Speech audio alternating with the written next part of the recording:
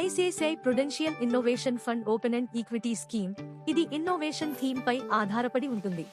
ఈ scheme offer చేసే కంపెనీలలో పెట్టుబడి పెడుతుంది కొత్త లేదా వినూత్న సాంకేతికత, మా కస్టమర్ల కోసం ప్రాసెసర్స్, ప్లాట్ఫారంలు, ప్రొడక్ట్స్ అండ్ సర్వీసెస్. ట్రెండింగ్ అవకాశాలను సద్వినియోగం చేసుకోవడం ద్వారా ఈ కంపెనీలు అగ్రస్థానంలో ఉండాలని లక్ష్యంగా పెట్టుకున్నాయి, అందువల్ల అడ్డంకులను స్థిరమైన అభివృద్ధికి అవకాశాలుగా మార్చుకుంటుంది.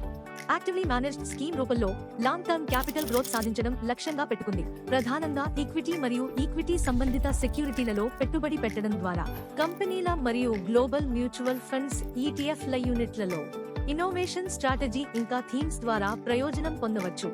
ఈ స్కీమ్ దాని అసెట్స్ లో 20% వరకు పెట్టుబడి పెట్టవచ్చు.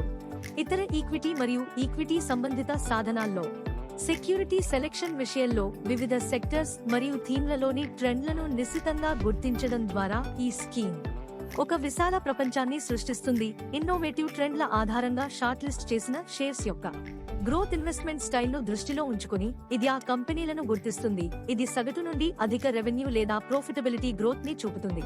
ఇది ఉపయోగిస్తుంది స్టాక్ ఫస్ట్ ను లేదా బాటమ్ అప్ విధానాన్ని.